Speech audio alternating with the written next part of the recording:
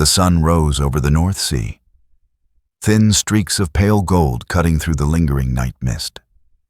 On the horizon, the first silhouettes of American B-17 flying fortresses appeared, their massive wings cutting through clouds that hung low over the coast of occupied Europe. From the German airfields, pilots squinted against the glare, recognizing the bomber formations with a mixture of disdain and curiosity. These lumbering aircraft, slow and seemingly cumbersome, had been the subject of ridicule in briefings. How could such slow, unarmed planes hope to penetrate the skies dominated by the Luftwaffe's sleek Messerschmitts and Focke-Wulfs? Yet, as the formations drew closer, a faint rhythm became visible, a disciplined cadence in which each bomber maintained its position with uncanny precision. Below, flak batteries tracked them, but still the fortresses advanced, resolute, engines roaring in unison. The German pilots adjusted their goggles, focusing on what should have been easy prey. Then came the first wave of defensive fire. A sudden, concentrated hail of 50 caliber bullets erupting from every angle, from every gun position on the bomber's metal frames. One by one, fighters that had expected to tear through fragile aluminum were shredded, smoke curling from ruptured engines. The mocking laughter of briefings was replaced by urgent radio chatter, confusion, and fear. The B-17s, once considered lumbering and defenseless, revealed a terrifying secret: overlapping fields of fire that turned each bomber into a fortress, a flying death trap no single fighter could survive alone. The sky itself seemed to close in, each maneuver a calculated dance between destruction and survival. And the Luftwaffe pilots discovered, far too late, that these mockable machines had become instruments of fear. By mid-1942, the United States Army Air Forces had committed to a strategy of daylight precision bombing over Nazi-occupied Europe, a plan that demanded courage, skill, and a willingness to face near-certain danger. The B-17 Flying Fortress, a 4-engine heavy bomber, was the centerpiece of this doctrine. Its design emphasized altitude, speed, and defensive firepower, with 1350 caliber Browning machine guns strategically mounted to cover every approach. Pilots and gunners trained relentlessly, not only to fly straight and level under intense anti-aircraft fire, but to synchronize their fire with neighboring bombers in tight formations. These combat boxes were meticulously calculated to create overlapping arcs of fire, effectively transforming a formation of lumbering aircraft into a single, cohesive defensive unit. Aircrews quickly learned that survival depended not on outrunning the enemy, but on maintaining formation, mutual protection, and precise gunnery. Over the skies of Europe, intelligence officers tracked German fighter deployments, noting their tactics and response patterns. Each mission required extensive planning. Weather, forecasts, fuel calculations, target coordinates, and flak concentrations were mapped with near-scientific precision. In training, the gunners' eyes were drilled to identify the subtle silhouette differences between Messerschmitt Bf-109s and Focke-Wulf FW-190s at hundreds of meters. Every detail mattered. The Luftwaffe, observing from the ground and air, had underestimated these bombers for years, labeling them slow, cumbersome, and easily destroyed. But early encounters revealed an unsettling pattern. German fighters that attempted frontal assaults were shredded almost immediately, their engines pierced, wings riddled, pilots forced into frantic evasive maneuvers. Each mission added to the growing legend of the Flying Fortress, as aircrew reports filtered back describing formations that could repel multiple squadrons simultaneously. Gunners working in perfect unison, bullets streaming in arcs that cut the sky like deadly ribbons. The American strategy depended on precise execution under fire, and each crew knew the margin for error was virtually non-existent. Bombing runs were plotted with painstaking care. Altitude, airspeed, and approach vectors optimized to minimize exposure to flak while maximizing bombing accuracy. Crews often flew at 25,000 feet or higher, where oxygen masks were mandatory and temperatures could drop below 40 Celsius. Yet the defensive discipline never wavered. Each B-17 was more than metal and engines. It was a flying citadel, a testament to industrial design married with tactical doctrine. And by late 1942, it became increasingly clear that the Luftwaffe had miscalculated the threat these machines posed. Pilots who had mocked the slow fortresses were encountering an entirely new reality, a sky in which speed alone was no guarantee of victory, and where every approach carried a lethal risk that could not be ignored.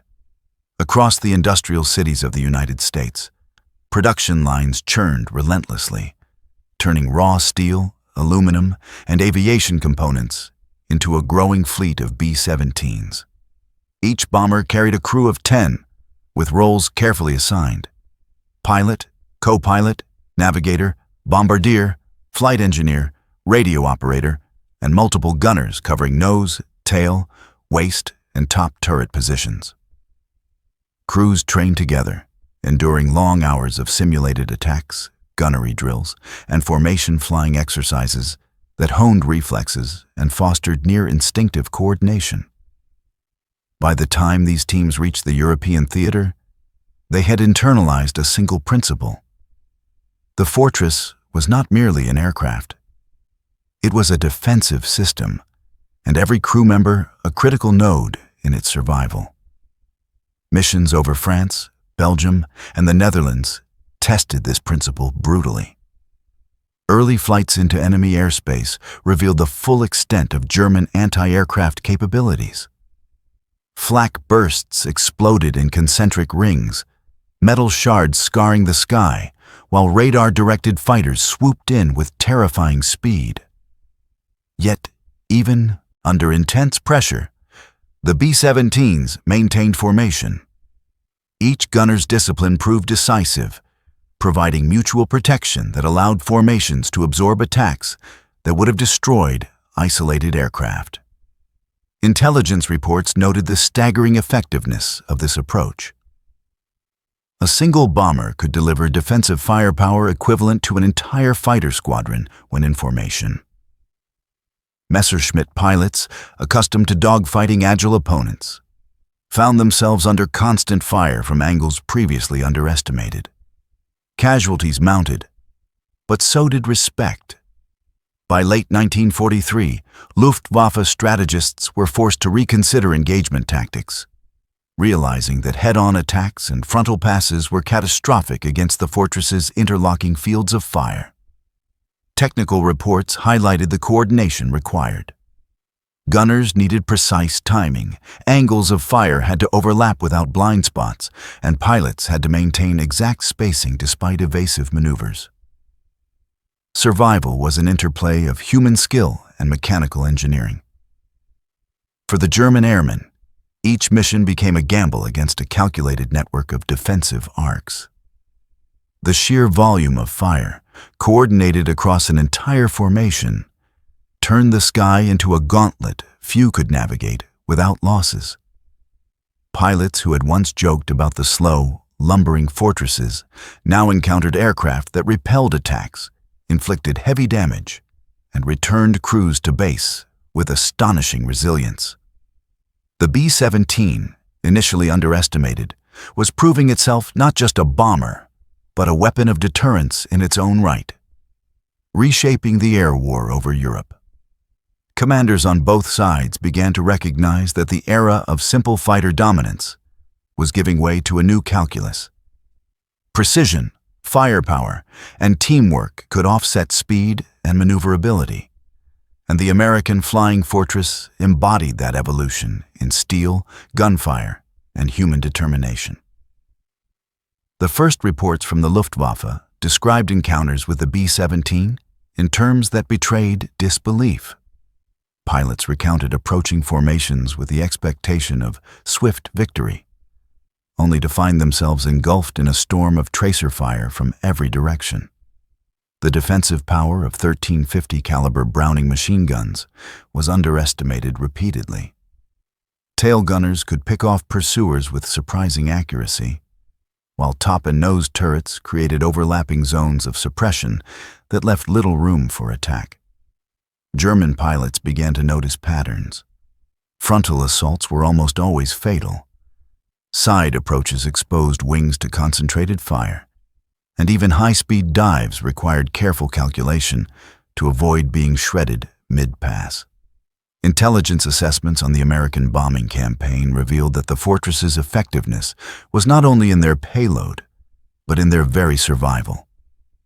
Each mission that returned intact delivered not just bombs, but critical experience in coordination, discipline, and mutual protection.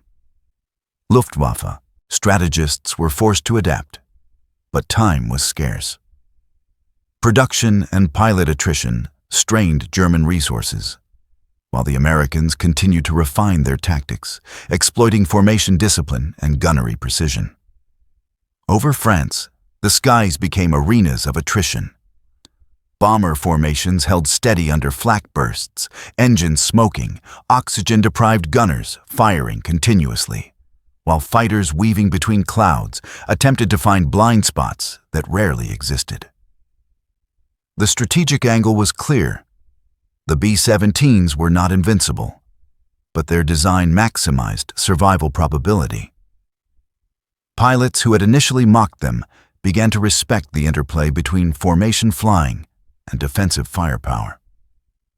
Commanders, confronted with mounting losses, had to reconsider the cost-benefit of frontal attacks, opting instead for more complex coordinated strikes, sometimes pairing bombers with heavy fighter escorts to dilute defensive coverage. On the American side, morale rose with each mission survived. Crews internalized the principle that the fortress was strongest when every gun was manned, every formation maintained, and every attack countered with coordinated fire. Each angle of approach, each tactical decision, became a calculation between risk and reward. A deadly chess match played at 25,000 feet with little room for error. The skies themselves became a canvas for tactical innovation, painted in tracer fire, black smoke trails, and the silhouettes of aircraft locked in deadly patterns. By mid-1943, the Luftwaffe had begun issuing revised tactical directives specifically addressing the B-17 threat. Intelligence reports warned against head-on attacks, highlighting the lethal concentration of fire from the bomber's nose and chin turrets. Side and rear attacks were marginally safer, but even these were fraught with danger, as waist and tail gunners could inflict severe damage if approached without careful coordination. German pilots attempted new formations, diving in groups to overwhelm the defensive arcs. Yet the fortresses adapted through rigorous training, maintaining tight combat boxes that minimized gaps. Each angle of attack demanded split-second decisions. One miscalculation could destroy an aircraft and its crew. Observers on both sides noted the psychological impact of these encounters. German pilots, once confident in their speed and maneuverability, now faced a calculated, mechanical threat that punished recklessness. The B-17, slow and steady, forced engagements on American terms, where preparation, coordination, and overlapping firepower dictated survival. Bomber crews learned to exploit altitude, cloud cover, and mutual support, while gunners refined their tracking, anticipating enemy movement with a precision born from relentless training. The air war evolved into a series of tactical duels, each engagement revealing weaknesses and strengths, and shaping the next mission. Ground commanders, observing the results, adjusted anti-aircraft, placements, and fighter patrol patterns. But the sheer resilience of the fortresses often rendered these measures only partially effective. American pilots developed synchronized bombing runs that kept formations tight under fire. leveraging mutual protection while delivering payloads with increasing accuracy. Every mission served as a case study in the lethal geometry of air combat, with angles of approach measured not in meters, but in probability of survival. By the late summer of 1943, the narrative had shifted. The B-17 was no longer a mockable target, but a formidable opponent, a mobile fortress whose very presence forced the Luftwaffe to reconsider doctrine, tactics, and the very nature of aerial supremacy over Europe. The once derided bomber had become an agent of strategic pressure, redefining engagement norms and inflicting losses that reverberated from the cockpit to the highest command echelons. The morning of August 17, 1943, dawned gray and cold over the North Sea, the kind of light that offered little advantage to attacking fighters. On that day, a formation of over 40 B-17s of the 8th Air Force lifted from English airfields, their engines droning in unison, filling the hangars with low, vibrating power. Their target was the industrial heart of Germany, the ball-bearing factories of Schweinfurt, a mission critical to the Nazi war machine. German radar stations had already detected the formation, and fighters scrambled in response. Messerschmitts and Focke-Wulfs tore across the sky in tight groups, banking hard to position for an attack. At first glance, the Luftwaffe pilots anticipated another easy sortie. The fortresses appeared cumbersome, predictable. But as the fighters drew near, the Americans held formation, the boxes of bombers moving like clockwork, engines synchronized, wings perfectly spaced. Then the first defensive volleys erupted. Tracers lanced through the sky in golden streams, bullets striking fuselage and wing alike. A tail gunner scored a direct hit on a pursuing Bf-109, smoke curling from its engine as it spiraled toward the clouds. A wingman fired from the nose turret, cutting down another fighter attempting a high-speed pass. Chaos erupted among the German pilots, who now faced not slow prey, but a coordinated network of overlapping fire. Every angle, every approach, was met with lethal resistance. Fighters collided with each other in desperate evasive maneuvers. Some were torn apart mid-air by the constant barrage of 50 caliber rounds. From the bombers, gunners moved with disciplined precision, swapping targets seamlessly, communicating with hand signals and intercoms, their eyes scanning the horizon for threats. The sky became a maelstrom of metal, smoke, and fire, punctuated by the distant roar of engines and the deafening cracks of defensive guns. Bombs were released over Schweinfurt, falling with devastating accuracy, while the formation, despite taking heavy damage, began its return flight. The human toll was staggering. Crews wounded, aircraft smoking, but the majority survived because of the defensive discipline instilled over months of training. For the Luftwaffe, the lesson was brutal and immediate. The B-17, far from defenseless, was a fortress in the sky, capable of inflicting catastrophic losses on any fighter squadron that underestimated it. Reports later detailed the astonishing effectiveness. Multiple squadrons shredded, engines pierced, wings ripped apart, yet many bombers completed their mission and returned to base. The air above Schweinfurt was not simply a battlefield.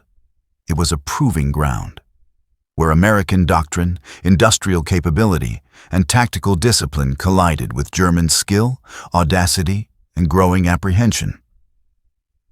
As the battered formation limped home, smoke trailing from ruptured engines and pieces of aluminum sheared away, the full scale of the encounter became apparent.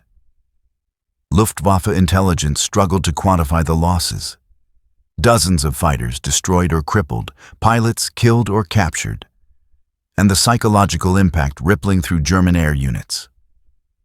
The B-17 crews, despite exhaustion, maintained formation discipline, each bomber providing cover for the next. Tail gunners fired until hands cramped, waist gunners scanned for the slightest shadow against the clouds, and pilots executed subtle adjustments to maintain the integrity of the combat box. In the sky, small tactical details determined survival. Even a slight deviation in altitude could expose a bomber to a concentrated burst from a pursuing WW190. Yet the Americans had trained for this. Each defensive turret acted in concert with the others, creating overlapping fields of fire that transformed potential vulnerability into a formidable barrier. Radio operators relayed positions of enemy fighters, gunners coordinated crossfire, and the formation's rhythm became a weapon itself, a flowing pattern of synchronized firepower. On the ground, commanders watched incoming reports, tallying losses and successes, realizing that traditional Luftwaffe tactics were increasingly ineffective. The myth of the fragile, slow bomber was shattered in real time. German pilots who survived the engagement returned with accounts of entire squadrons torn apart, their once feared fighters reduced to easy targets within the coordinated defense of the fortresses. Strategic consequences followed. American confidence soared, refining formation tactics further and instilling a sense of invincibility that, while tempered by casualty rates, reinforced the doctrine of daylight precision bombing. The sky itself had become a crucible, testing every aspect of planning, technology, and human endurance. The B-17, once mocked as a lumbering target, emerged as an instrument of tactical innovation and psychological dominance. Over enemy territory, the air became a deadly puzzle of geometry, timing, and discipline, with overlapping fields of fire dictating the terms of engagement. By the time the formation crossed the North Sea again, battered but largely intact, the Luftwaffe had learned a painful lesson. Underestimating the flying fortress was fatal. The era of casual contempt was over. These flying pincushions demanded respect, adaptation, and a recalculation of what air superiority truly meant. The Schweinfurt raid reverberated far beyond the immediate destruction. In the United States, news of the mission's scale and the crew's courage spread quickly, bolstering morale and validating the daylight bombing strategy. Each surviving bomber carried not just bombs, but a story of human endurance and machine precision. Photographs taken upon return showed twisted metal, shattered cockpit windows, and engines smoking, yet intact enough to fly again after repairs. Maintenance crews worked around the clock, replacing engines, patching fuselage, and ensuring the aircraft would be ready for the next sortie. On the German side, the impact was equally profound. Luftwaffe planners reassessed tactics and formations, recognizing that previous doctrines were obsolete against disciplined American formations. Fighter pilots, once confident in their agility and firepower, now faced a new reality. Attacking a B-17 required meticulous planning, coordination with wingmen, and often the presence of escort fighters to avoid catastrophic losses. The industrial dimension was stark. Each B-17 represented months of production, manpower, and material, and every aircraft that returned to base reinforced the United States' growing strategic advantage. Casualty reports were grim, but the operational lessons were invaluable. Intelligence officers cataloged every encounter, mapping trajectories, angles of approach, and gunfire patterns to refine future missions. Across Europe, anti-aircraft units observed that, despite intense flak and fighter opposition, formations could still maintain cohesion and reach their targets. The combination of disciplined gunnery, precise formation flying, and industrial resilience made the Flying Fortress not merely a bomber, but a symbol of American air power. Even in heavily defended zones, the B-17s demonstrated that determination, coordination, and preparation could counter the traditional advantages of speed and maneuverability that had once defined air superiority. The outcome of each mission subtly shifted the calculus of war, forcing both sides to adapt to an evolving reality in the skies over Europe. Over the months that followed, the tactical and psychological impact of the B-17 became unmistakable. Luftwaffe units reported increased caution, altered patrol routes, and a growing reluctance to engage formations head-on. German pilots, once confident in their superiority, now approached missions with heightened anxiety, aware that each attack could be met with interlocking fields of .50 caliber fire that left little margin for error. On the American side, lessons learned from each sortie fed directly into training and doctrine. Crews refined formation discipline, gunnery accuracy, and communication protocols. Debriefings became critical sessions for intelligence gathering, mapping every fighter engagement, flak burst, and evasive maneuver. Maintenance and logistics teams worked tirelessly to ensure damaged aircraft returned to the skies as quickly as possible, sustaining the operational tempo that defined the strategic bombing campaign. Strategically, the success of the Flying Fortress missions forced a reassessment of air war priorities. German production, pilot training, and defensive planning were increasingly stretched, while the United States leveraged the resilience of the B-17 to strike deeper into industrial and military targets. Airfields, factories, and transport hubs became increasingly vulnerable, not simply due to payloads delivered, but because the fortresses could survive engagements that had once been fatal. By late 1943, the narrative had shifted across the European theater. The B-17 was no longer a target to be underestimated. Its presence demanded careful planning, respect, and innovation from the Luftwaffe. While American forces increasingly trusted in their combination of training, formation integrity, and overlapping firepower to achieve mission objectives. The Flying Fortress had transformed from a mocked aircraft into a cornerstone of strategic air power, shaping both the immediate battles and the broader course of aerial warfare over Europe.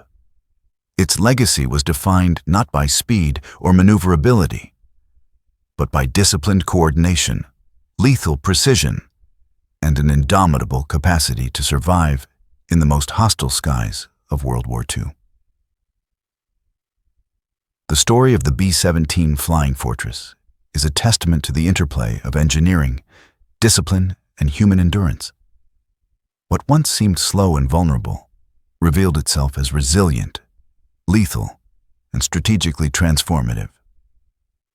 Each formation, each gunner's calculated shot, and each pilot's disciplined maneuver turned vulnerability into strength, reshaping the expectations of aerial combat. The Luftwaffe's early underestimation became a costly lesson, highlighting that speed and agility alone could not guarantee dominance.